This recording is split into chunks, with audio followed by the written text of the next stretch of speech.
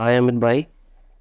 हाय Nitin. Commercial interiors का जो business कर रहे हो आप अभी, आज कल हर महीने ऑलमोस्ट 7 से 8 करोड़ का रेवेन्यू हो रहा है आपका। हाँ जी। तो साल भर का 70-80 करोड़ के आसपास का रेवेन्यू है। हाँ जी। बट लोगों को समझाना पड़ेगा हमें आज पूरा एंड टू एंड के कमर्शियल इंटीरियर का बिजनेस होता क्या है। बट वो करने से पहले एक प्लेज ले लो कि आप जो बोलोगे सच बोलोगे, सच के सिवा कुछ नहीं बोलोगे। मैं वैसे भी नहीं बोलता झूठ।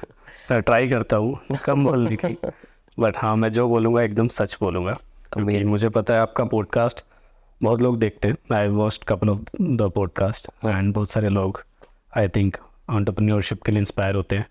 तो डेफिनेटली हमें अपनी मतलब नई जनरेशन ऑफ एंटरप्रेन्योर्स को मिसगाइड तो नहीं करना है। तो Amazing. Yes, I will try my best to present facts as the way I know it. कुछ जगह पे मेरा ओपिनियन हो सकता है, but I try to give disclaimers there. Amazing. तो पहले तो लोगों को ये समझाओ एग्जैक्टली कमर्शियल इंटीरियर जो आप काम करते हो, 91 स्क्वायर फीट आपकी कंपनी है, एग्जैक्टली करते क्या हो आप? तो नितिन, हमारा business, to put it very simply, हम ऑफिसेज और रिटेल शॉप बनाते हैं। जो दुकानें या रिटेल शॉप्स हैं यस। या कॉर्पोरेट ऑफिस है? या कॉर्पोरेट ऑफिस है। फॉर एग्जांपल लेट्स से किसी ब्रांड को, लेट्स से HSBC को अपना गुड़गांव में ऑफिस खोलना है। दे कम टू अस, हम उस मोमेंट पे एंगेज होते हैं। Once the leasing has been done, they know where the property is and they have sign up the deal with the landlord. All this terms are finalised. ठीक है। So हमें बताते हैं ब्रांड कि this is where they want to build an office.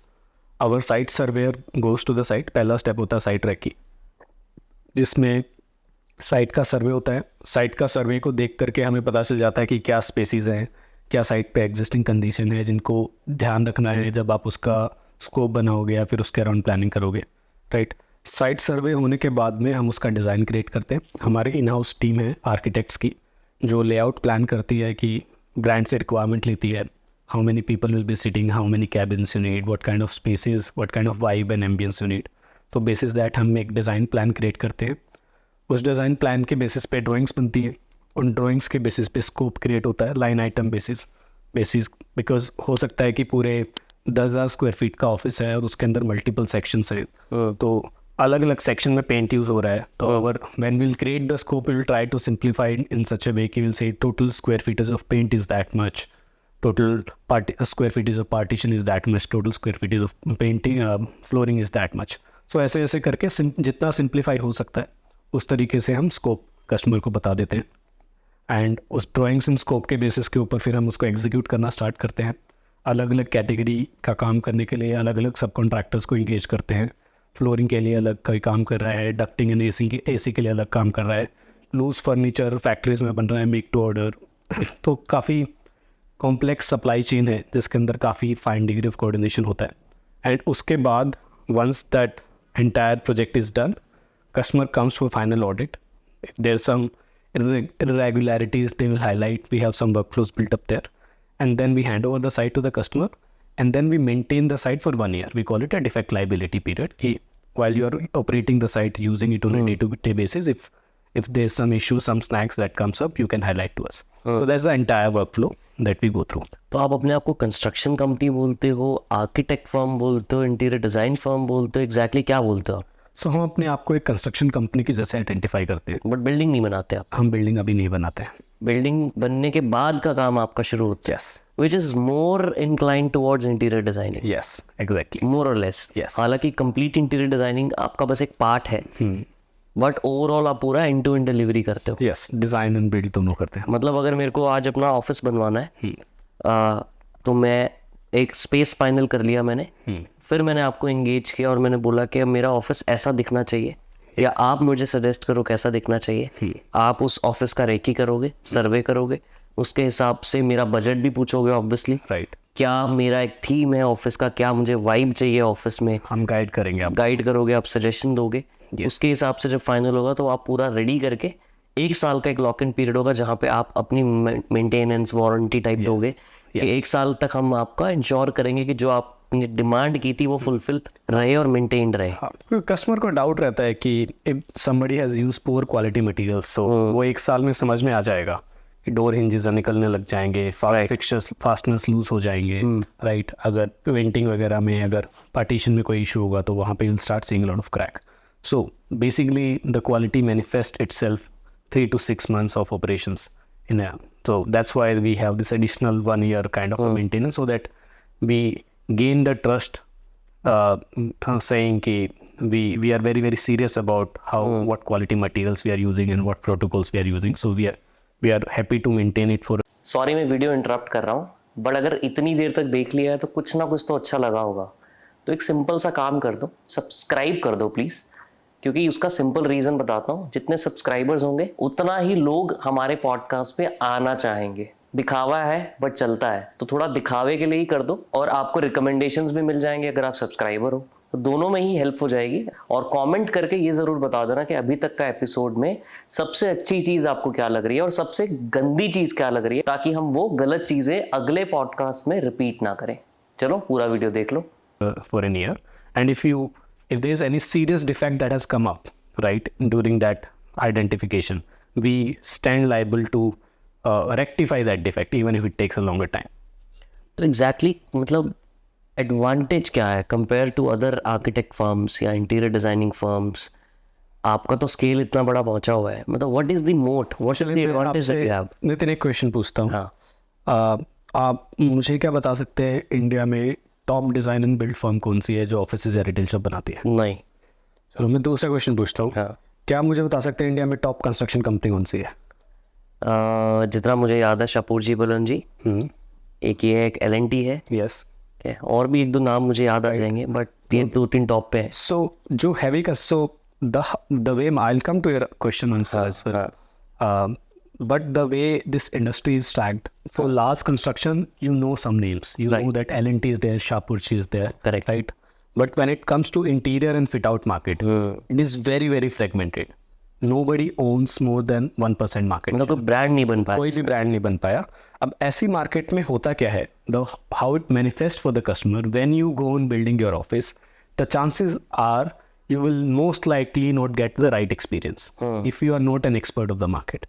Because जैसे जिस भी architect and construction company के पास में आ जाओगे, वो भांप लेंगे कि आपको नहीं पता है, you are a newbie, right? And then they will charge you absolutely high money for very poor quality materials. ये क्लाइंट के साथ होता है। ये क्लाइंट्स के साथ में जनरली होता है, बिकॉज क्लाइंट्स नॉन टेक्निकल हैं एंड मार्केट बहुत फ्रेगमेंटेड है। एंड जो कस्टमर, जो सप्लायर है on the other side, the construction companies, architect firm, they are sometimes very very transactional, right? Because they are not thinking long term about building a brand and all that, right? So that's the main problem. There's no trusted name in the commercial interior that you go to that company, they will give you the right quality specs at reasonable price. And that's the motto of our company. We give, you can say, good specs, right quality specs at reasonable price. We don't create our quotation in such a manner wherein, you know, for the same, let's say, same specs of flooring, same specs of glass, our price will remain consistent across the customer, be it a technical customer or be it a very novice customer. And these are the fundamental principle when you want to create a brand and when you want to organize an industry. So मतलब आप ये बोलना चाह रहे हो कि अभी भी इंडिया में इंटीरियर या आर्किटेक्चर फर्म्स की स्पेस में एक बड़ा ब्रांड बनने का बहुत बड़ा गैप है। करेक्ट। जो अभी किसी ने सॉल्व नहीं किया, और उस गैप को आप चेज कर रहे हो कि आप एक ब्रांड बन सको। Yes. That is what you are aiming for, right? Yes. अभी लेकिन चैलेंजेस क्या है स्पेस के, इंटीरियर डिजाइनिंग के? क्लाइंट के साइड आपने मुझे बताया कि यार क्लाइंट्स को, क्योंकि फ्रेगमेंटेड मार्केट है, तो कुछ भी लोग नॉन टेक्निकल समझ के कुछ भी कोट करते हैं। एब्सर्ड रिमार्क्स देके, एब्सर्ड रिमार्क्स बोल रहा हूँ, एब्सर्ड कॉस्ट देके कुछ भी कोट करते हैं और प्राइस डिमांड करते हैं, राइट? और डिलीवरी टाइमलाइन का कोई हिसाब किताब नहीं होता, राइट? सब जगह पे 3 महीने का प्लानिंग होता है और 6 महीने में डिलीवरी होती है, राइट? तो एग्जैक्टली और क्या क्या चैलेंजेस है इस पूरे स्पेस के अंदर? सो कस्टमर साइड पे तो आपने सही समराइज किया कि customers are over paying and the projects are generally running into time delays, which have in turn a cost for the customers because they have dead rentals and all that. Correct. Right. We are affordable and we are faster on time. We deliver 86% of the project we deliver on time. Right. But on the other side, if you look at what goes into building this business and what are the key areas we are trying to solve, and the foundational problem why there are very few companies which have been able to scale in this sector. So what I believe is when a project happens, right, think of like to build up on the same example of an office space. एक अगर office बनना है तो उसमें एक project manager कितने सारे लोगों से कोऑर्डिनेट कर रहा है. वहाँ पे मल्टीपल सब कॉन्ट्रैक्टर्स हैं. कुछ चीज़ें फैक्ट्री में बन रही हैं मेक टू ऑर्डर. OEMs कुछ माल सप्लाई कर रहे हैं. आर्किटेक्ट हैं, स्पेस कंसल्टेंट्स हैं, वास्तु कंसल्टेंट है, MEP कंसल्टेंट है, लाइटिंग कंसल्टेंट है. फिर क्लाइंट की तरफ से मल्टीपल लोग हैं, इंटरनल डिपार्टमेंट के लोग हैं, फाइनेंस है, प्रोक्योरमेंट, वो सब. तो massive amount of coordination goes into delivering one single project. The way industry is stacked, there is no method to madness. Almost every company is doing it slightly differently. Right? ऐसे scenario में क्या होता है कि when you have a very chaotic operations, right? So typically the project manager at the center, he has the entire responsibility of delivering the project. And वहाँ पे project manager पे इतनी ज़्यादा डिपेंडेंसी हो जाती है कि पूरी की पूरी इंडस्ट्री ही प्रोजेक्ट मैनेजर सेंट्रिक हो चुकी है. राइट? अगर प्रोजेक्ट मैनेजर अच्छा होगा तो प्रोजेक्ट का आउटकम अच्छा होगा. राइट? और प्रोजेक्ट मैनेजर का अच्छा होने का मतलब खाली ये नहीं है कि वो खाली टेक्निकलिटी समझता है और प्रॉब्लम सॉल्व कर सकता है साइट पे जो भी काम हो रहा है. He has to be very good in coordination, he has to be very good in client relationship management. So the expectation threshold from the project manager are first of all very high, and the industry is revolving around project managers, and there's a very high dependency on that. So when we came into this sector, we felt अगर ये जो coordination हो रहा है इतने सारे लोगों के बीच में, अगर इस coordination को solve कर दिया जाए, right, तो उससे मल्टी डायमेंशनल बेनिफिट अनलॉक होते हैं. राइट? जब आप ये कोऑर्डिनेशन सॉल्व कर देते हो, कोऑर्डिनेशन का एग्जांपल मैं देता हूँ आपको एक छोटा सा. फॉर कोई रीसेंट ऐसा कुछ प्रॉब्लम हुई हो वो एग्जांपल? रेगुलरली होती है. मतलब हम भी मतलब after coming a certain stage we also see certain challenges. But मैं आपको एक टिपिकल चैलेंज बताता हूँ. लेट्स से एक साइट के ऊपर एक दीवार के अंदर एक पाइप जाना था. राइट? और दीवार को कट करके पाइप लगना था वहाँ पे. राइट? थोड़े दिन बाद कस्टमर ने बोला कि मुझे पाइप यहाँ पे नहीं चाहिए, मुझे पेंट्री एरिया लेट्स से दूसरे सेक्शन में चाहिए. तब वो जो पाइप दीवार पे कटना था, जो दीवार पे जो कटिंग होनी थी पाइप के लिए, वो जहाँ होनी थी उससे उसकी जगह चेंज हो चुकी है. अब ये इन्फॉर्मेशन क्लाइंट ने बताई डिज़ाइनर को. डिज़ाइनर ने डिज़ाइन का एक वर्जन चेंज कर दिया, अपग्रेड कर दिया. राइट? अब डिज़ाइनर ने अपग्रेड कर दिया. अब इस अपग्रेड से कौन कौन लोग इफेक्ट हो रहा है? जो आदमी प्लम्बिंग कर रहा है वो बंदा इफेक्ट हो रहा है, प्रोजेक्ट मैनेजर इफेक्ट हो रहा है. राइट? जो प्रोक्योरमेंट टीम है उनको भी पता करना है, क्योंकि अब दूसरी जगह पे पाइपिंग होनी, हो सकता है कि स्पेक्स चेंज हो चुके हो सकता है कि साइजेस चेंज हो चुके हो. राइट? तो जब भी एक चेंज होता है, राइट, और प्रोजेक्ट्स में चेंज होने ही होने, ऐसा पॉसिबल नहीं है प्रोजेक्ट में चेंज होना नहीं. राइट? तो जब भी कोई चेंज होता है, हर एक चेंज मल्टीपल लोगों को इफेक्ट करता है. और अच्छे तरीके से कोलैबोरेशन नहीं होने की वजह से अभी करंट सिनेरियो में रिस्पॉन्सिबिलिटी किसके? प्रोजेक्ट मैनेजर की. वो सबसे कोऑर्डिनेट करता रहे. Right? It creates ट्रेमेंडस amount of coordination pressure on that guy. Right?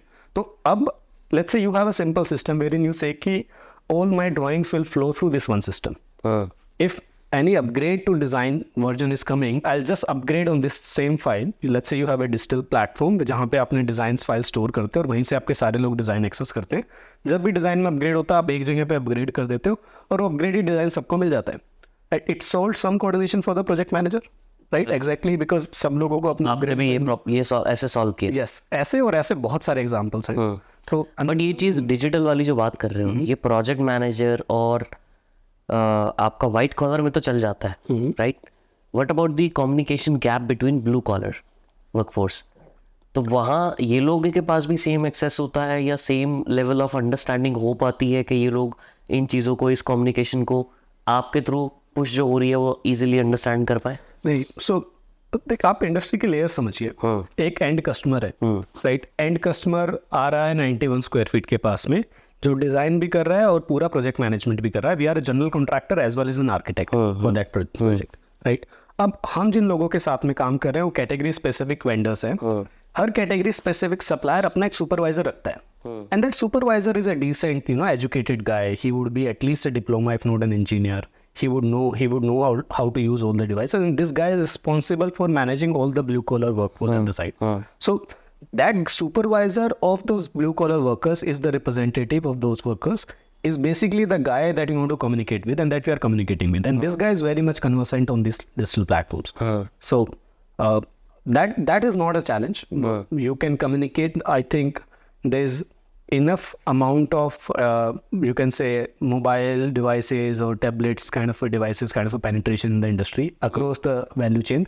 It's just that somebody has not, you know, think the entire problem, right, in you know, as a single use case and solved or try to solve it. People are trying to solve every problem in small silos, right? While when we operate as a design build company, we look at the entire problem and trying to figure out one solution to the entire thing. मतलब major problem जो आप बोल रहे हो is the synchronization and communication between all the stakeholders. Yes, exactly. Which is the major problem. Yes. That you're trying to solve through technology. Yes, and I'll give you the impact of this. So when your collaboration is not right, labor will sit idle on the site because decisions are not flowing in the right manner at not at the right speed. Right. Material wastages will happen because wrong decision will be taken, and the projects will run into delay. Right. The stipulated impact of not doing the right collaboration on the site runs around 10% of the project cost and around 20% of the time value. अच्छा. So मतलब because of this 10% extra cost आपकी जाती है. yes, Normally. Yes. अगर इसको control नहीं किया. Yes. तो जो चीज 100 रुपए की पड़नी थी वो 110 की पड़ती है आपको. Yes. Construction point of view से बोल रहा हूं. exactly. और जो 2 दिन में होना था वो आपको शायद 2.5 दिन में हो रहा है काम. हाँ, और ये हमारा एडवांटेज भी है कस्टमर को. We are 10% cheaper and 20% faster is what we tell to our customer. Compared to the other architect firms या construction commercial fit out firms. Because of this particular reason only. Yes. कि आपका communication और synchronization better है. Yes, exactly. तो अगर कोई भी architect firm ये model ये तरीका adopt कर ले, can they also become the same manner what you are doing? I can say with good amount of confidence, yes. I'll give you some facts around it. So what we did is last year we packaged this entire technology. We were scaling fast. So I'll give you what is, what is the real benchmark or real yardstick that a construction business has a potential to scale or scaling fast is the number of independent projects that business is handling at a given point in time. You can build 1,000 crore construction business by doing just one project, right? If एक ही बड़ा project लिया 1000 करोड़ की FC है. you are just every time you are going to the site, you have all your people, trusted people who are always at the site. Correct. You are all coordinating on phone and WhatsApp. So in the top line, business will look huge, right? But there's no baseline capability that business has built. So a right yardstick of measuring what is the moat, what is the stability, what is the skill potential that construction business has built is how many independent project a business is running. Because the volume of coordination, the volume of cash flow management, the volume of client handling is almost similar between a 5 lakh project and a 5 crore project and a 50 crore. It's almost similar. Yes, it changes, but it changes marginally, right? So we started this business somewhere around June 2021. In 2 years, 2.5 years. June 2021. Yes, almost 3 years old company. So in 2-3 years, we scaled our operations wherein we are doing almost 70-75 projects in parallel across almost 13 or 14 cities in India. Right. उसका average duration क्या रहता है हर project का? Almost 75 days. 75 days में पूरा in and out हो जाता है. करके निकल जाते हैं हम लोग. और एक टाइम पे 70-75 प्रोजेक्ट चल रहे होते हैं. Right. अच्छा. So and because we scaled so rapidly, right? We believed we have unlocked the core capability that any construction business need or any architect business need to scale rapidly. To test our hypothesis, what we did is last year in April, we wrapped our entire technology in form of a SaaS software and we started giving to other contracting and architectural companies. मतलब जो communication और technology का problem आपने अपने लिए solve किया उसको as a software अब आप बाकी कंपनीज को दे रहे हो. Yes, हम देखना चाह रहे थे कि what would be the level of interest, right? We are very sure that we have built the foundational tech which will solve construction sector problem, but we wanted to see. In last 12 months, we acquired 150 companies, right? So customers. yes, as customer for the software. yes. और average ticket size क्या है उसमें? On an average, each of these business are doing a turnover between 10 crore to 200 crore. So average, I think, will land somewhere around 20-25 crore. अच्छा. Average turnover of these enterprises which are using आपका software का ticket size क्या है? we price the software around whatever is your annual project volume, 0.3% of your entire annual project volume. So if you are doing 10 crore annually, we will charge you 3 lakhs. If you are doing 100 crore annually, we will charge you 30 lakhs. But आपको कैसे पता लगता है कौन कितना कर रहा है? we ask the customers like कुछ बोल दें 100 करोड़ कर रहे हैं और कर 10 we रहे हो। will jack up the price next year accordingly. अच्छा। We give that visibility to the customer that this is how we are Well, pricing. my point is, how do you make sure that the customer is telling you the truth? So actually, our idea was never, so before building the startup, I built another company. It was a SaaS company. हाँ। So I already built a SaaS चलो, startup. आप ये शुरू कर रहे हो कहानी, हाँ, तो उसके साथ में ना पैरेलल में ये बता देना कि how did you ended up building this? Yeah. ये एक बड़ी इंटरेस्टिंग जर्नी है, मैं हाँ। बताऊंगा आपको. हमने ढूंढा नहीं ये आइडिया, इस आइडिया ने हमें ढूंढा. Okay. एक्चुअली में हुआ ये था. तो मैं back in 2050 we are 3 co-founders. All 3 of us quit our job and we started a company, Quiffers. Quick. QUIFERS. अच्छा। It's an acronym for quick transfers. It's an Uber for mini trucks. Right. Uber for mini trucks. Yes. अच्छा। जैसे ये जो vehicle रहते हैं, टाटा है, छोटा हाथी भी बोलते हैं उसको. तो आप बुला लो, आपको सामान भिजवाना है कहीं पे, बड़ा भिजवाना जो गाड़ी में नहीं आएगा। हाँ, तो आप ये छोटा हाथी बुला सकते हो ऐप पे. मुंबई में हमारा ऑपरेशन था. हम decent we raise 2 crore from Indian angel network. हमने जल्दी स्केल किया. We doing almost 300-400 trips a day. अच्छा। But we were feeling कि even at scale will not, it's a very hard to become profitable kind of a venture because गाड़ी में क्या होता है, कैब जैसा नहीं है. गाड़ी आप बुलाओगे, उसको लोडिंग अनलोडिंग क्राइटेरियाज टाइम रहता है, उसके अंदर एक अनप्रिडिक्टेबल कंपोनेंट है, सर्विस का कंपोनेंट है, लोडिंग अनलोडिंग का, फिर काफ़ी यूनियन वाला फैक्टर रहता है और मार्केट भी उतनी डेंस नहीं है कैब जैसी. तो हमें लगा कि यार हमें ये बिजनेस पिवट करना है. We were not confident will be this business will become will scale the way we want it to scale, right? Or will generate profit even at that scale. तो हमने पिवट करने का सोचा. हमने company को pivot कर लिया इन अ logistics SaaS. कितने टाइम चलाया वो? ये हमने 2015 से एंड ऑफ 2016 1.5 साल चलाया. अच्छा। 2016 के आसपास हमने बोला कि इसको पिवट करते हैं. जब हमने पिवट करा तो उस मोमेंट पे एक्सटर्नल मार्केट कह लो या फिर हमारी कैपिटल स्ट्रक्चर कह लो या फिर हमारे बिजनेस के हालात कह लो, we were not able to raise money for that pivot, right? Because it's what we tried, what we raise money for, we are not able to build, right? What we are pivoting into is a theory, so nobody would come and write you a check, right? So at that moment there was a survival issue. उस survival issue में me and my co-founder we divided roles amongst themselves. My co-founder took charge of transitioning that business into a logistics SaaS. I took charge of bringing money in the company from XYZ source. So we tried different hacks. So one hack we did is जो भी trucks हमने aggregate किए थे उन trucks को हमने enterprises को बेचना स्टार्ट कर दिया कि भाई ये मोबाइल बिलबोर्ड्स हैं, इनके बॉडी के साइड पे बड़ा सा स्पेस अवेलेबल है, आप यहाँ पे ऐड लगाओ. हाँ, दूर से दिखेगी आपकी ऐड और सस्ते में लगा के दे देंगे हम. And company like Castrol, Gulf oil, इनके लिए काफ़ी स्ट्रेटेजिक मीडिया था because they sell lubricant, industrial lubricants and all that, right? So वहाँ से we started making some money. और वो करते करते हम BTL करने लग गए. अच्छा। कि हम रोड शोज करने लग गए. हमने 2M के लिए आंगनवाड़ियों में प्रोडक्ट की सैम्पलिंग करा रहे हैं. मतलब कोई कुछ भी बोले, हाँ, सर्वाइवल के लिए कोई कुछ भी बोले हम करते थे as long as we are able to make money. And unexpectedly 2017-18 and these are the only 2 profitable years in our company history. Because जब सर्वाइवल की बारी थी एंड द पूरा फोकस था कि पैसा बनाना कैसे भी बने, तो we are able to make money as well.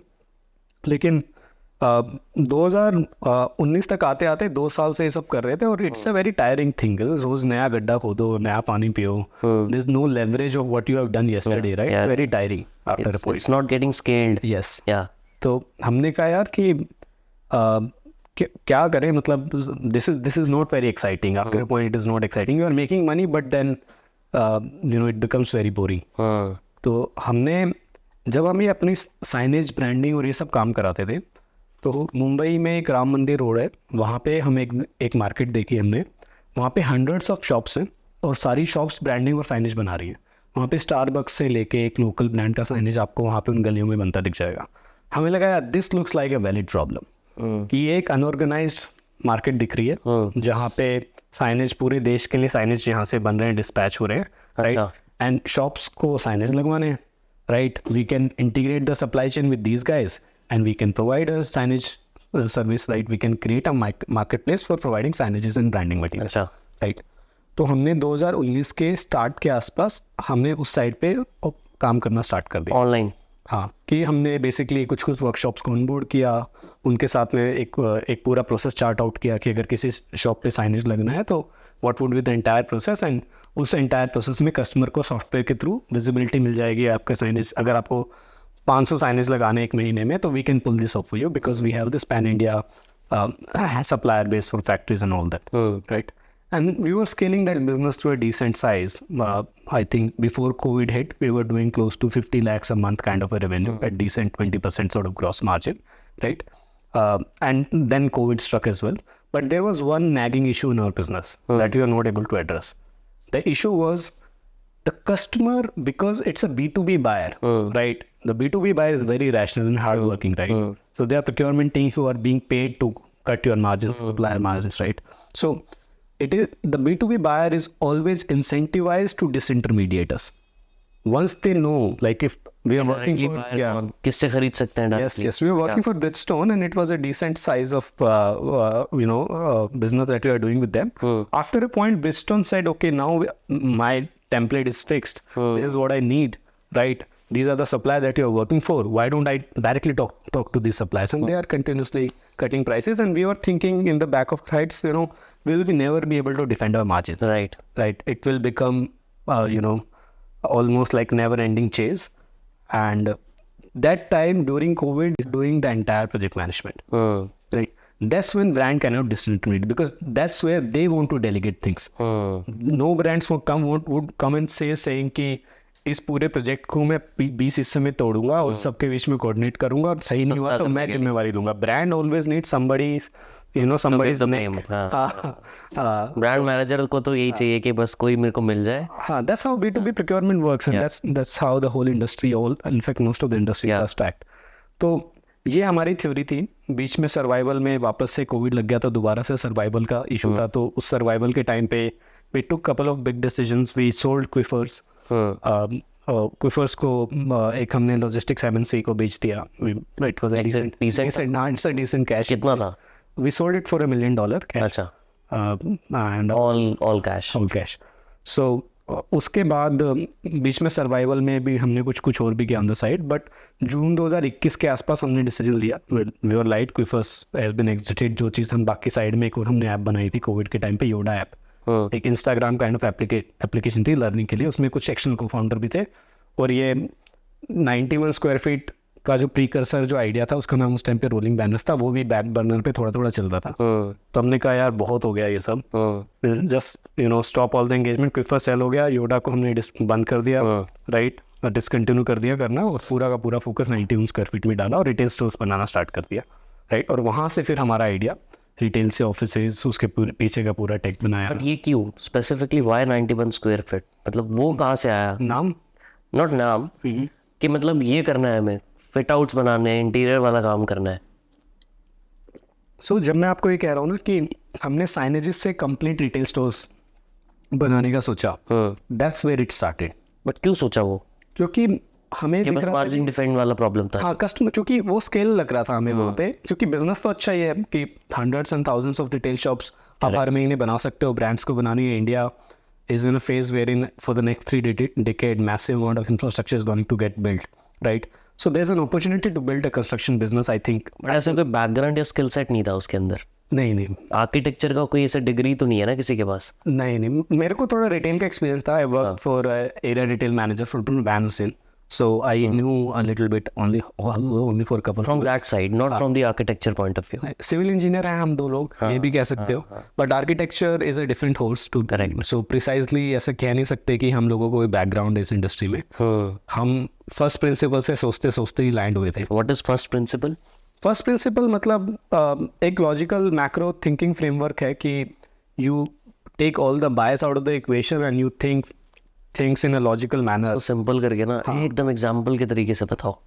First principle thinking ये बोलती है कि जैसे हमने सोचा कि यार हम रिटेल स्टोर्स बनाएंगे, राइट.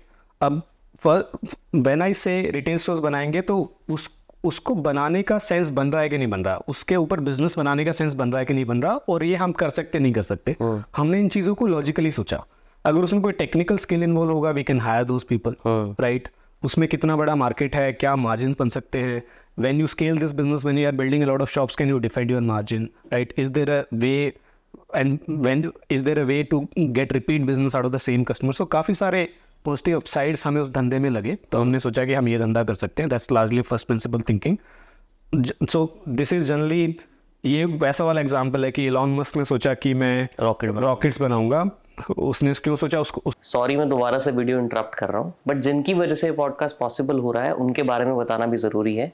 मेरी ही कंपनी है इजी लीड्स, जिसका मैं फाउंडर हूँ. अगर आप अभी तक नहीं जानते तो प्लीज़, अगर आप सेल्स में हो, रिक्रूटमेंट में हो, बिजनेस है खुद का, या कहीं पे जॉब भी कर रहे हो, या एक इंडिपेंडेंट सोलोप्रेन्योर हो, फ्रीलांसर हो, तो इजी लीड्स आपको हेल्प कर सकता है B2B कॉन्टैक्ट नंबर्स ढूंढने में, ताकि आपकी सेल्स या रिक्रूटमेंट या मार्केटिंग आसान बन सके.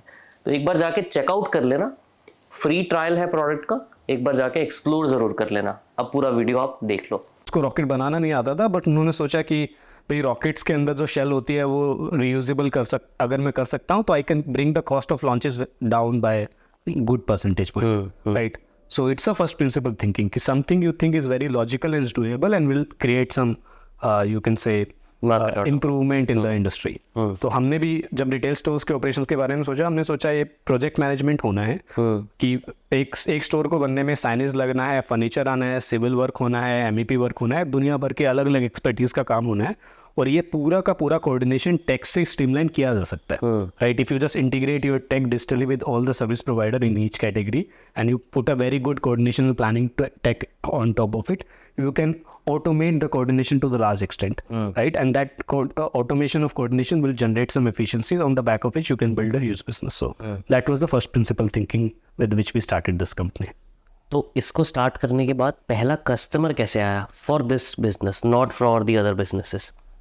So पहला कस्टमर हमने इस बिजनेस में it was almost like a continuation, because हम साइनेज कर रहे थे, BTL कर रहे थे, we were in the beat. So पिछले अगर 2016 से लेके 2021 तक की हमारी जर्नी देखोगे तो we did a lot of BTL and signages activity, and उसमें भी we were talking to customers majorly the auto ancillary sectors की lubricant industry, tyre industry, right? These automobile OEMs and manufacturers, right? इन लोगों के साथ में हम generally काम कर रहे थे, because those were the guys who were in the first place interested in putting ads on our trucks, and then other road shows and other things that we did for those guys.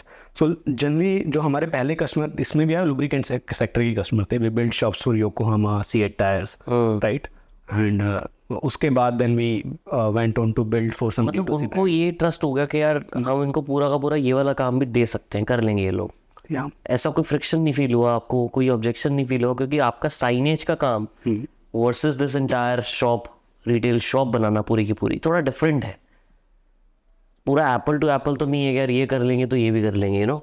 So were they easily convinced कि हाँ इनको दे दो, कोई दिक्कत नहीं है ऐसी? देखिए, इजीली कन्विंस तो नहीं कह सकता, ऑल्दो हाइंडसाइट में जो आपने पेन से आप गुजरे होते हो वो इजी लगता है. हाँ, राइट. तो अभी थोड़ा सा लग रहा है कि हाँ यार इतना मुश्किल नहीं था, लेकिन if I think about those days there were a lot of apprehensions that these people were asking questions, how would you pull this off? So हम लोग कोविड में पिछले जो कोविड का जो मार्च 2020 से लेके दिसंबर 2020 का जो 6-7 महीने का टाइम था, I think this is the time where in we move majority of needle. हमने तो उससे पहले, हम कोविड से पहले we were just doing the signage work, right? Covid में खाली बैठे थे, जीरो रेवेन्यू था, सरवाइव करने के लिए मास्क वास्क बेच रहे थे थोड़े वो, जो सब कर रहे थे. मास्क भी बेचे हैं आपने? तो सब जो कंपनी, जो लोग BTL कर सकते हैं मास्क बेचने से क्यों शर्माएंगे? मास्क भी बेचे हैं, टनल्स भी बनाई है. टनल्स भी बनाई है? एक तो हमने प्रॉपर UV टनल का ही प्रोटोटाइप बना करके उसको पूरा सॉलिड वर्क भी डिजाइन करके. सही है. तो वो तो मेरे को ऐसा लगता है रात को सोचते हो और सुबह उठ के वो शुरू कर देते हो काम. Those were the days. अभी तो फॉर्चुनेटली और अनफॉर्चुनेटली ऐसा नहीं रहा. अब तो बहुत कुछ, मतलब now there is leverage to be built upon, but yes जब एकदम आग लगी होती पीछे तो ऐसा ही होता है, एनर्जी लेवल ज़्यादा ही होता है उस टाइम पे. But do you feel after a point founders generally get to less experimentative? ऐसा होता है? ग्रेजुअली होता है, आई थिंक मेरे साथ आपको भी हो लगता है आप हो रहे हो ऐसे? हाँ मेरे साथ भी हो रहा है. उसका क्या रीज़न है? I think it is only for the good because आपको stabilization चाहिए now. Once you start having a team around you, right? If you have 50 people, 100 people working under you, and every day you are just giving new direction, so people will just stop thinking for themselves. You need to give them macro goals, complex problems to solve, wherein they can make small progress every day, right? And that's how the foundational or sustainable foundation for profitable large-scale business gets set up. So. You have to be more level-headed as in when you grow. I think that becomes almost the need of of scaling up an enterprise.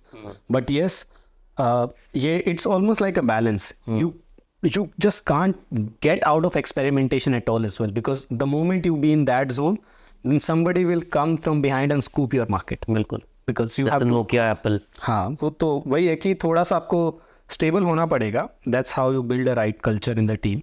उसी से ownership develop होती है आपकी team के अंदर. But तो मैं ऐसे सोचता हूँ कि मेरी टीम को हमेशा पता होना चाहिए कि 3 महीने 6 महीने साल भर में क्या अचीव करना है, राइट. एंड जो भी कॉम्प्लेक्सिटी, जो भी एक्सपेरिमेंटेशन है वो मेरे दिमाग में चलते रहे, और मैं एक स्वॉट टीम बना करके अगर कुछ भी नया करना है, राइट, मैं भी और मैं खुद भी और मेरी टीम में जो भी लीडर्स हैं जो फंक्शन हेड करते हैं, तो उनको भी हमेशा ये सेम बात बोलता हूँ कि जो चीज़ आपको समझ में आ गई कि ऐसे होनी है और वो तो ऐसे, करते रहो. हाँ वो चीज़ डेलीगेट कर दो, राइट. अपनी टीम को बोलो ये करने के लिए. लेकिन अगर कुछ भी नया करना है, राइट, वो उसके लिए कभी भी टीम को मत बोलो. नया कुछ भी करना खुद करो, हैंड्स ऑन करो, बिकॉज जब तक आपको कुछ समझ ही नहीं आएगा उसको कि जो आप चीज़ नया कर रहे हो उसमें क्या चैलेंजेस है, क्या लर्निंग है, क्या अपसाइड है, क्या डाउन साइड है, आपने टीम को बता दिया. टीम के बंदे ने, बेचारे ने, उसको जितना भी मेहनती है उसको लेकिन लिमिटेड कॉन्टेक्स्ट है, लिमिटेड अंडरस्टैंडिंग ऑफ फैक्ट्स है, वो आपको कुछ बता देगा, उसके ऊपर आप सोच करके मुझे बता दोगे तो कोई पॉइंट नहीं है, राइट. तो जल्दी तो मैं एक्सपेरिमेंटेशन डेलीगेट करता नहीं हूँ. मैं खुद अपनी एक स्वॉट टीम रखता हूँ 1-2 लोगों की जो डायरेक्टली जब मेरे साथ ही काम करते हैं, उनके थ्रू एक्सपेरिमेंटेशन करता हूँ जो भी करने होते हैं. और अगर किसी पर्टिकुलर फंक्शन में मान लो हमें कुछ एक्सपेरिमेंट करना होता है जो उस पर्टिकुलर फंक्शन से रिलेटेड है, तो मैं generally I make the functional head directly responsible for running that experiment.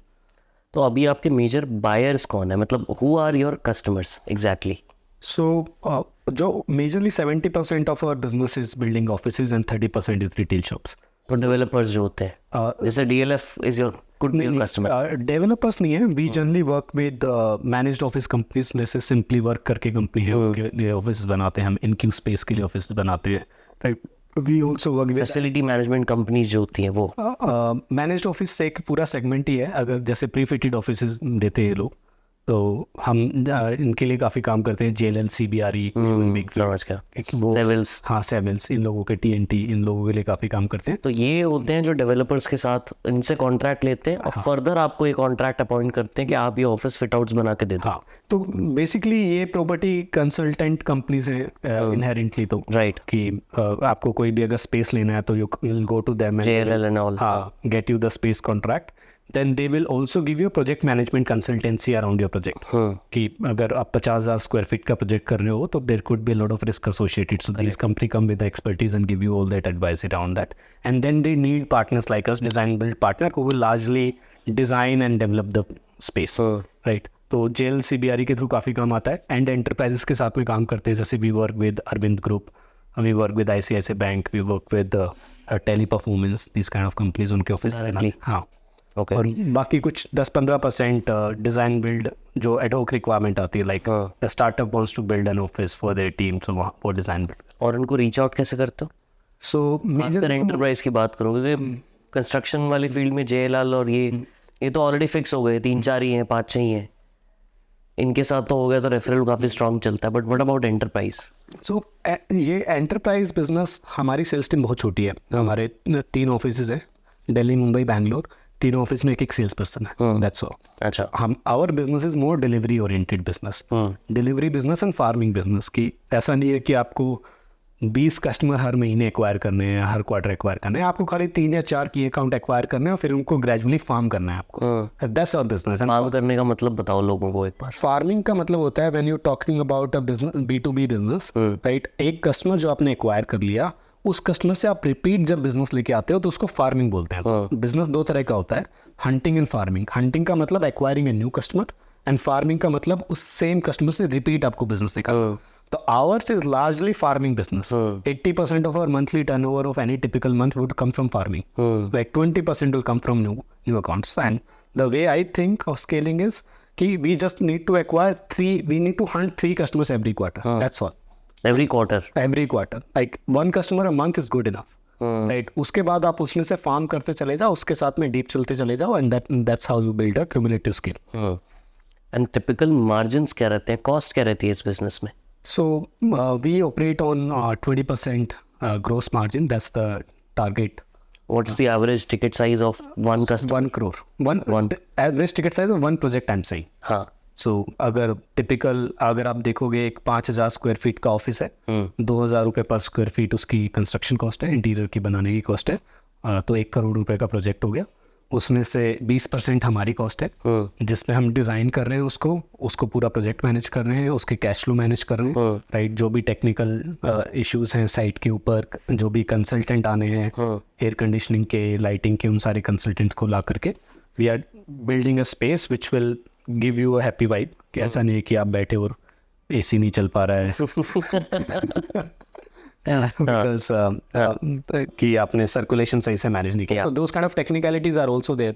So we don't talk about it too much because people sort of discount it. But reality is आप 5,000 square feet से जैसे ही थोड़ा सा बड़ा space बनने लग जाता है, you have to carefully plan कि इसमें कितना टनेज ऑफ एयर कंडीशनिंग की मेरे को रिक्वायरमेंट है, उसके अंदर प्रेशर मेरे को वेंटिलेशन का कैसे मैनेज करना है ताकि all the corners are very well ventilated. So इस तरह से multiple consultants. So these are the value add sort of we bring over cost and timeline, right? तो ये हम इसके लिए we charge 20% and 80% is basically the direct expenses which is going to subcontractors in each category. Okay. पूरी market size है क्या पूरे India में? अगर मैं बात करूँ क्या मार्केट साइज होगा इसका? So commercial fit out as such in my estimation, although I've seen a lot of reports, people claiming it to be $20-25 billion market, but my estimation, retail, office space, office fit out and other commercial fit outs like food courts हो गए आपके और इस तरह के banks, branches, because all this is commercial fit out. Correct. So commercial fit out in total is a $5 billion market.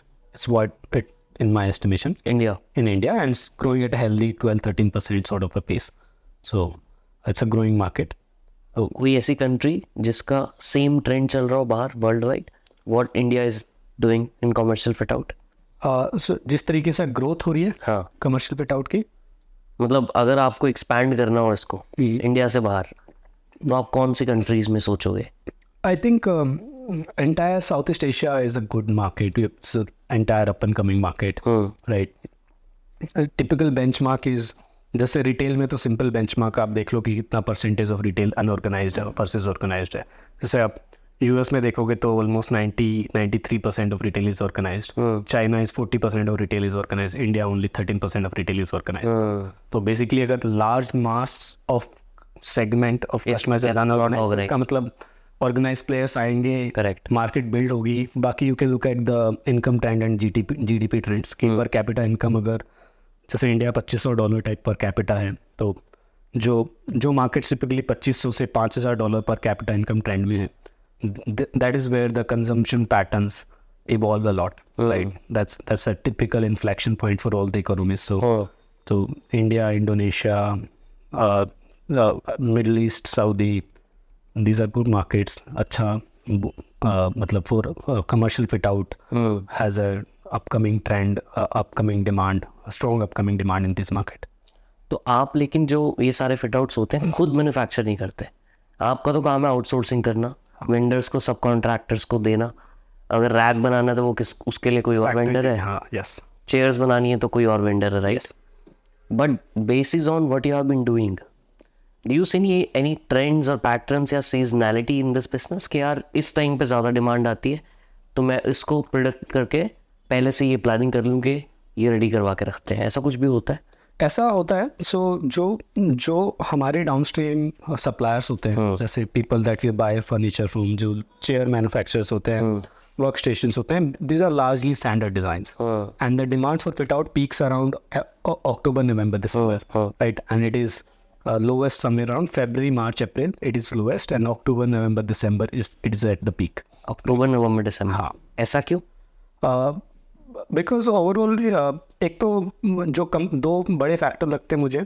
एक तो consumption pattern, because festive time रहता है वहाँ पे, तो कंजम्पशन पैटर्न पीक पे रहते हैं. सो all the retail brands and everybody, they want to quickly acquire lot many properties and quickly do the fit out so that they can capitalize on the first season and then demonstrate a good ROI, good start point, and उस तरीके से अपना business बढ़ा सके, right. और जब market में consumption है तो that consumption sort of reflects into people sitting in the office as well. तो ऑफिस डिमांड भी उस तरह से बढ़ती है, राइट. तो एक तरह से you can say string wave kind of effect which kind of percolates everywhere.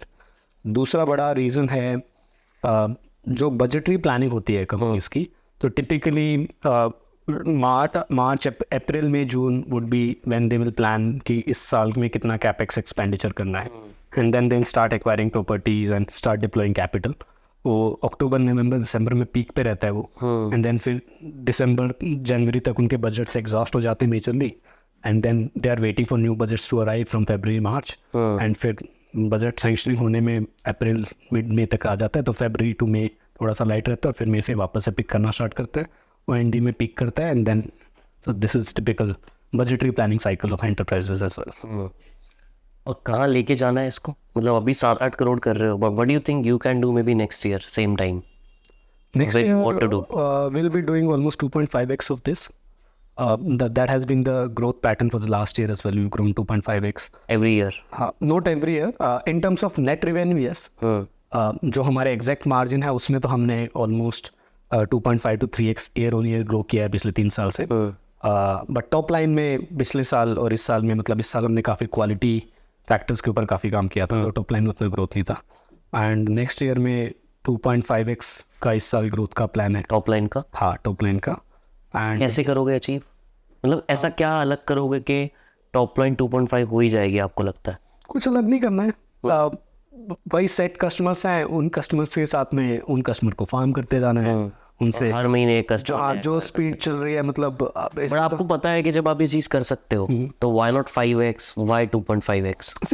this business has a very inherently limiting factor, which is again the project manager, the original problem that we started this business with. Right. So we say that by building so much of tech, we have been able to reduce our dependence to a certain extent, but we have not been able to eliminate it.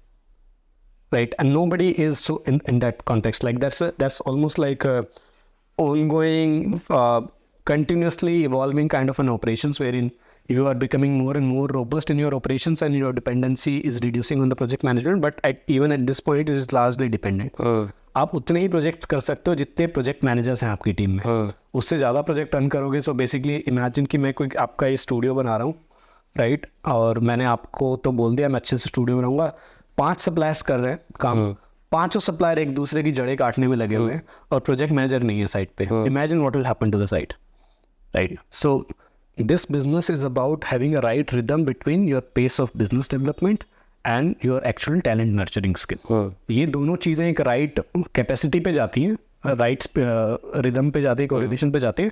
That's a healthy state of growing this business in a profitable manner. This business can be grown 5x. The way to grow this business 5x is you invest heavily on capacity building. आपने team को, project managers को आपने एकदम से ज़्यादा बढ़ा लिया, right? You are okay with sustaining losses for some time, right? And then it will start showing. तो वो है कि लॉस को थोड़ा सा अगर आप झेलने की कैपेसिटी बढ़ा लेते हो तो स्पीड बढ़ा सकते हो इस बिजनेस में.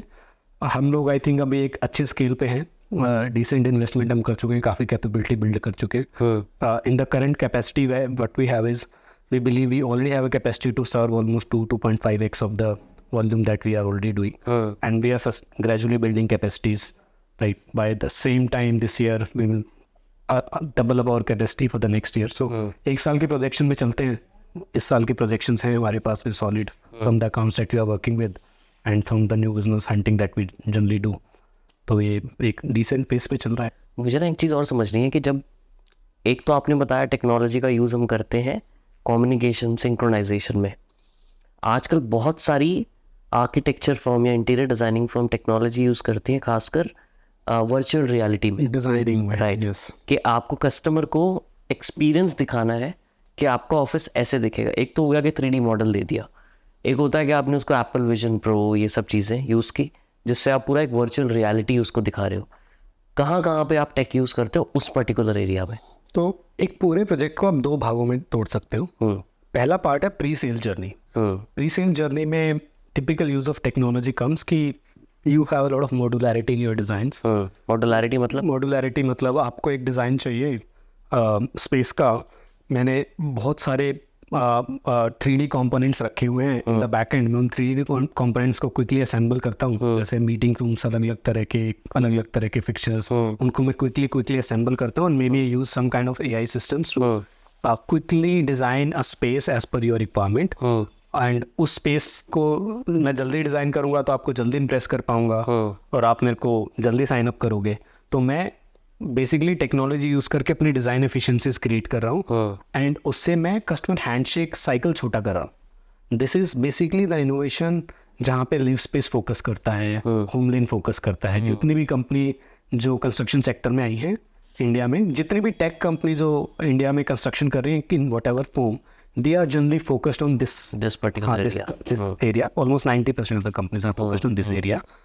Our objective, life goal, life's work has entirely been from the beginning. The moment your deal is done, we don't have any technology intervention in the pre-sale cycle, right? वहाँ पे हम लोगों का मानना है कि जो existing technology systems है, जैसे we heavily use Autodesk Construction Cloud, तो गूगल स्केचअप्स यूज़ करते हैं, AutoCAD यूज़ करते हैं, राइट, कुछ एक्सटेंट तक BIM भी यूज़ कर लेते हैं अगर कोई स्पेशल प्रोजेक्ट रहता है तो, राइट। तो जो एग्जिस्टिंग टेक सूट्स हैं वही यूज़ करते हैं। This is serving as well, और उसी के बेसिस पे पूरी इंडस्ट्री भी अलाइंड है क्योंकि उन्हीं टूल्स भी चल रही है। हमारा सारा का सारा एफर्ट है the moment project is signed up, उसके बाद जो डिलीवरी होनी है यहाँ पे इनोवेट करना हमें। दिस इज आवर गेम, हमें यहाँ जाना भी नहीं है, right. But you think AI can revolutionise this space through design? मतलब डिज़ाइन फास्ट कर सकता है AI, राइट, बट ऐसा नहीं हो सकता कि बिल्कुल ट्रांसफॉर्म कर दे कुछ।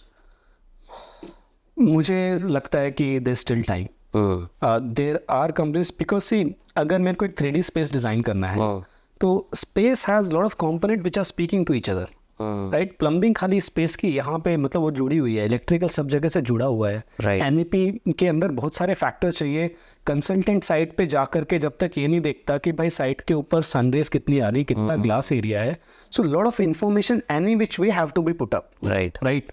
तो अगर मेरे को साइट विजिट करनी है, वो सारी मेजरमेंट्स लेनी है, राइट, वो इन्फॉर्मेशन डालनी है, तो मेरे को ऐसा हो सकता है कि जो डिजाइनिंग वाला जो पार्ट है उसको AI क्रंच कर दे, राइट। पूरा रेवोल्यूशनाइज जिस साइफाई तरीके से लोग इमेजिन करते हैं वो नहीं होने वाला, एडिट तरीके से होने वाला है, राइट, और धीरे धीरे होने वाला है, एकदम से नहीं होने वाला है कि आप बोलोगे कि मैंने तो सर साइट की आपको फोटो भेजी and somebody give you the design and the scope अगले दिन, और उसके 2 दिन बाद उसने मोबिलाइज कर दिया, उसने 1 महीने बाद करके खत्म कर दिया, मशीन लगा।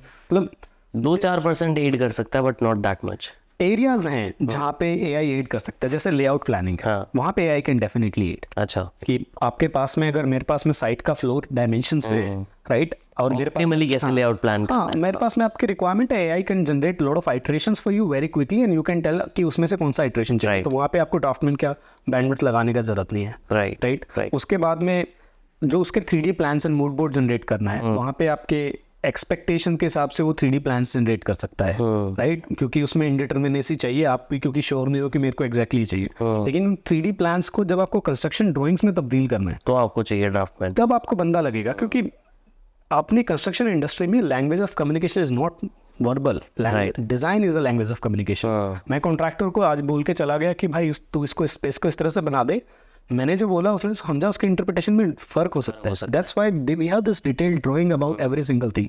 एक छोटे से रिटेल शॉप के लिए भी 22 सेट ऑफ ड्राइंग्स बनती है, ये तक डिफाइन होता है कि टाइल्स को जब लगाना है तो कौन से एरिया से टाइल्स लगनी स्टार्ट होगी, पहली टाइल कहाँ लगेगी और वो किस सीक्वेंस में लगेंगी, राइट, क्योंकि otherwise everything changes, correct, right, from small change everything, the whole appearance, whole utilization of space changes.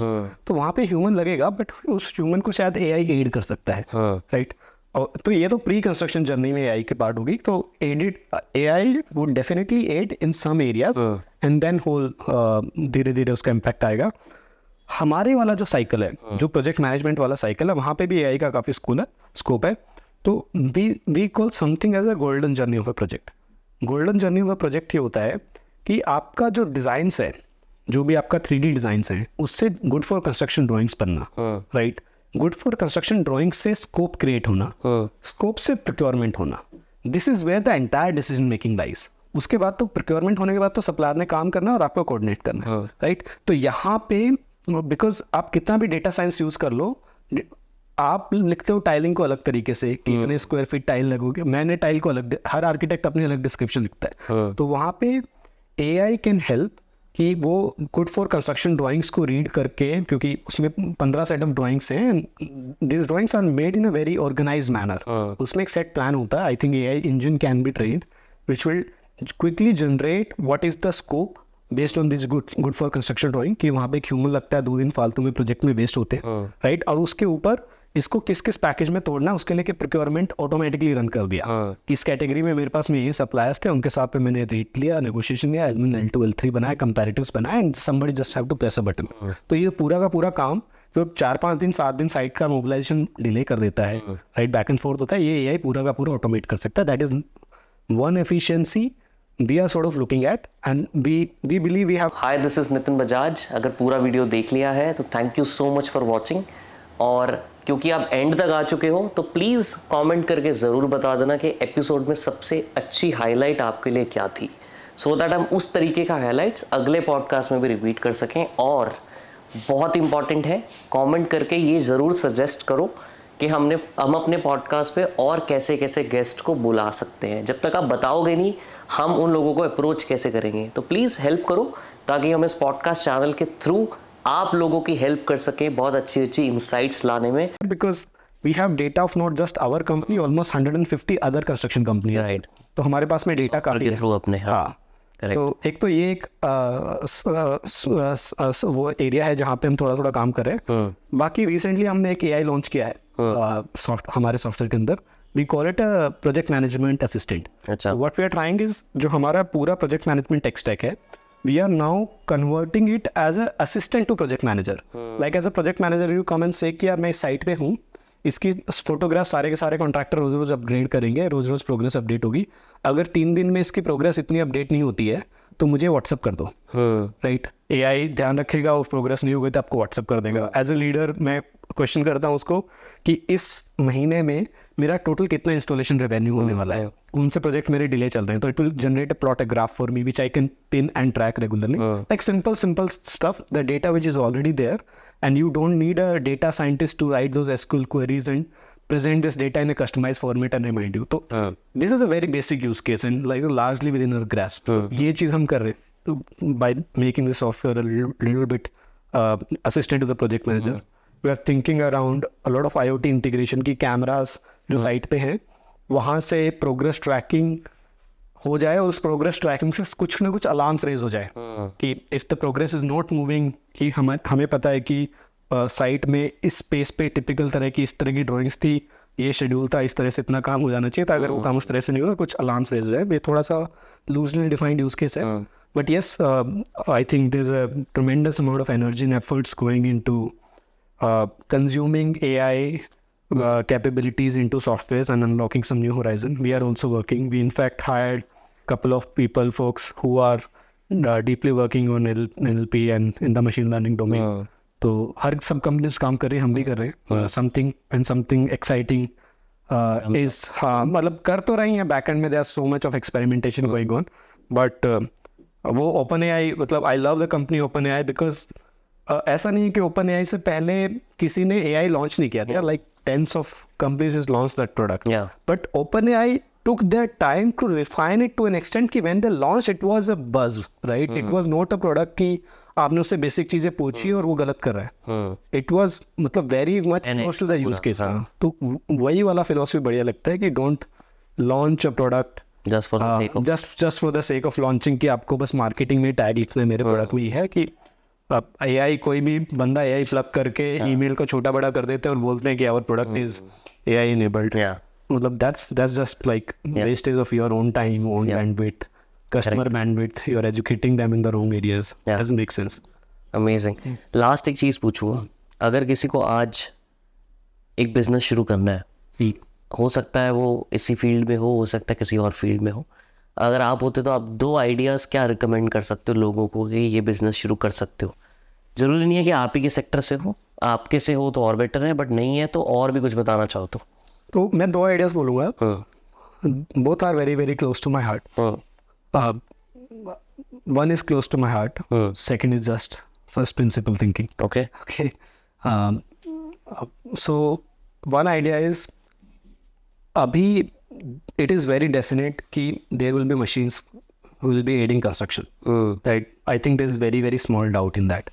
अब as a company, every small architect and construction company will not be able to afford machines. जैसे आज भी देखोगे तो painting करने के लिए painting की मशीन आती है, एक 4-4.5 लाख रुपए की मशीन है, which basically improve your painting efficiency. Output भी अच्छा आता है, फास्ट आता है, कंट्रोलेबल आउटपुट होता है. पेंट थोड़ा सा वेस्ट होता है बट ओवरऑल ROI बन जाता है उस मशीन को यूज़ करने में. टाइल्स ले करने के लिए लेवलिंग मशीन्स आती हैं. दे आर छोटी छोटी मशीन्स आज भी आती हैं, and the application domain of this machine is just increasing, and every company can't afford those machine. Right, even if they can afford they will just not buy it, because हो सकता है उनकी इतनी continuous application ना हो. तो मुझे लगता है एक machine rental business for construction will make a hell lot of sense at this moment. Okay. Right, आप मशीन्स लाओ, right, in each category you work with architect and construction companies, you lend them for their project, right, and then you take them out.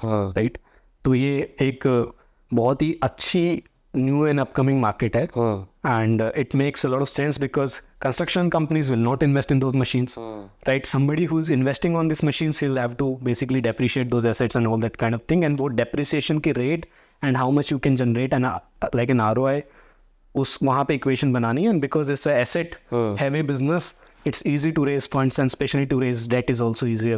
So I think this kind of business will make a lot of sense. Next 3 to 5 years, I'm hoping a lot of these companies will come up, and especially when there are robots on site. Right now there aren't, but there are a couple of US companies like OpenAI did a contract recently wherein they are making robots for industrial and warehouse application. There's a lot of photographs wherein robots are doing the brickwork and block work on the site. So and I think that in next 2 to 3 years it will become very mainstream, especially in the Western world, and India में भी आएगा. तो वो machines तो definitely कोई afford नहीं करने वाला. Right, तो एक तो ये था rental business of equipments and machinery on construction. Second is so I have a 3-year kid. So when he goes for the daycare, right, the daycare has I think almost 70-80 cameras. And they have given me an access of all the cameras. कि भाई अब मैं दिन में lunch के time मेरे को time मिलता है, मैं देख रहा होता हूँ कनाव कहाँ पे कौन सी वाली स्क्रीन पे मिलेगा. Right, it's just a wastage of time. Right, एक simple device RFID tag use कर सकते हो आप, LBE टैग यूज़ कर सकते हो. सो much of you can say bandwidth tracker devices, right, which you can put on the kid as a band or maybe in the bag, or maybe आप colour से represent कर सकते हो. अब तो फेस रिकग्निशन भी काफ़ी अच्छा हो चुका है कैमरा से. राइट, एक एप्लीकेशन जो मल्टीपल कैमरास की फीड ले रही है, राइट, चेक कर रही है, आपका जो बच्चा है उसको कट कर रही है, फीड को स्टिच कर रही है और आपके मोबाइल पे दे देती है. कुछ नहीं करना है, सिंपल जो भी आपकी मल्टीपल कैमरा की फीड आ रही है उस फीड को लेना है, प्रोसेस करना है, जो भी चाइल्ड है जिस भी पेरेंट को दिखाना है उसकी फीड उस बच्चे की फीड पे कट कर देना और उसके मोबाइल पे दिखा देना. As a parent, I'll pay for this. I'm 100% sure if somebody come and ask me कि भाई 500 रुपये एक्स्ट्रा लगेंगे, आपका बच्चा पूरा टाइम आपके फ़ोन पे ट्रैक कर सकते हो आप कहाँ पे क्या है कहीं पे है. 1 मिनट भी मेरे को नहीं दिखता, I will raise an SOS alarm to the daycare facility कि भाई बच्चा नहीं दिख रहा, why is off the feed, right, and they can give me alarm कि for how much time they isn't off the feed. Correct. So I think easily doable from the way technology is matured, very low capex business. And basic very large intervention. Yeah. Maybe not very big, but yes, should be a profitable venture from the start. And on the back of this tech, maybe you can do a lot more things. जैसे asset tracking होती है कि airports के अंदर, warehousing facility के अंदर assets की key products packages होते हैं. You track how they are moving. Right, मेरे को एक शिपमेंट आईडी बता दी, जैसे मान लो my shipment is moving through e-commerce supply chain, I plug that shipment ID and I am visually able to see how the shipment is moving, and that so the application can evolve, right?